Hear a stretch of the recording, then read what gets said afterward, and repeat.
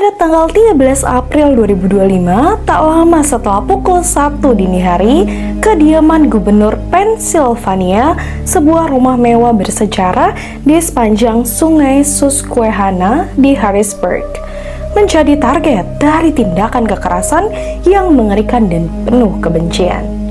Di dalam rumah itu, Gubernur Josh Shapiro dan istrinya Lori, serta keempat anak mereka dan beberapa tamu sedang tertidur lelap. Pada malam itu adalah malam pertama Paskah Yahudi yang disebut Passover, hari suci yang penuh makna untuk refleksi, kebebasan, dan kebersamaan bersama keluarga. Namun, apa jadinya? Malam itu berubah menjadi malam penuh kobaran api.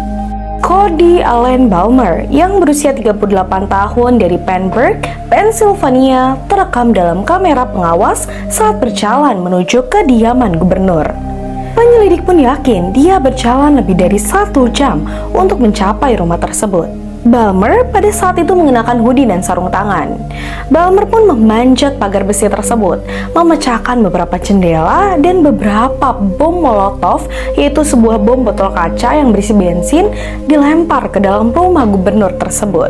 Dan dalam hitungan detik, boom, api pun melalap ruang tamu utama, membakar furniture, menghitamkan dinding, dan mengirimkan asap tebal yang merayap ke arah kamar tidur. Namun takdir dan kewaspadaan menyelamatkan nyawa mereka semua.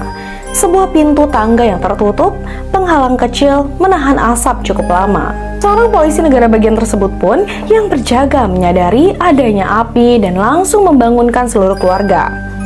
Mereka semua pun panik, namun berhasil keluar.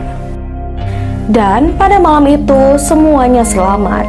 Pada bulan April yang dingin itu, tanpa alas kaki dan dalam keadaan terguncang, tapi berhasil selamat. Dan kerusakan di dalam rumah menunjukkan niat sebenarnya. Salah satu pejabat pun mengatakan ini adalah serangan pembakaran dengan niat membunuh. Polisi negara bagian pun segera meluncurkan penyelidikan atas kasus pembakaran dan percobaan pembunuhan ini.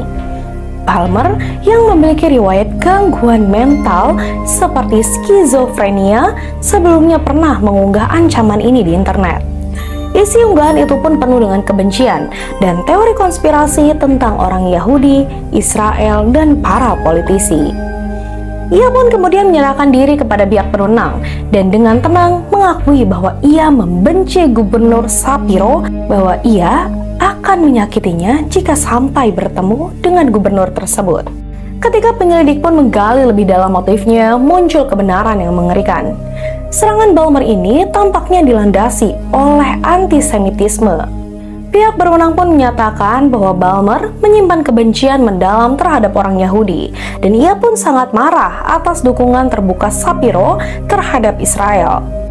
Seorang sumber yang dekat dengan penyelidikan pun berkata, dia tidak hanya ingin menyampaikan pesan, dia ingin membuat pernyataan dengan kebakaran tersebut. Pengungkapan ini pun mengguncang negara. Serangan itu bukan tindakan acak, itu adalah pribadi, religius, dan politik. Dan ini adalah sebuah kejahatan yang dilandasi dengan kebencian. Gubernur Shapiro pun yang selalu terbuka tentang keyakinan Yahudinya dan mendukung hak Israel untuk hidup dan membela diri. Ia pun menyampaikan pernyataan Balmer setelah penangkapan. Shapiro pun berkata bahwa ini bukan hanya serangan terhadap keluarga saya, ini adalah serangan terhadap setiap keluarga Yahudi yang pernah merasa takut menyalakan menara di jendela mereka.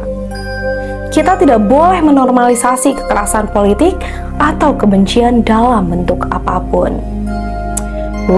Kasus ini pun kembali memicu diskusi nasional tentang meningkatnya antisemitisme dan ekstremisme politik.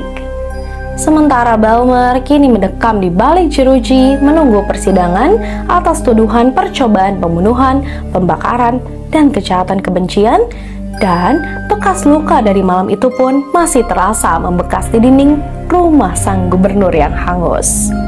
Sebagian orang pun mengatakan selamatnya keluarga itu adalah sebuah mukjizat, tapi yang lain bilang itu adalah sebuah peringatan belaka. Waduh, mengerikan ya, karena kekesalan yang mendalam membuat dia melakukan tindakan yang ganas. Ya, dan bagi kalian yang menyukai informasi terupdate atau kisah-kisah misteri seperti ini, jangan lupa untuk dibantu di follow, subscribe, klik, dan berikan komentar kalian di bawah. Serta bagi kalian yang memiliki informasi terupdate atau kisah-kisah misteri menarik lainnya, jangan lupa bagikan kepada kami. Serta share juga ke rekan dan keluarga kalian semua agar tetap aman, terinformasi, waspada, cerdas, dan sampai jumpa di next informasi terupdate berikutnya. Terima kasih.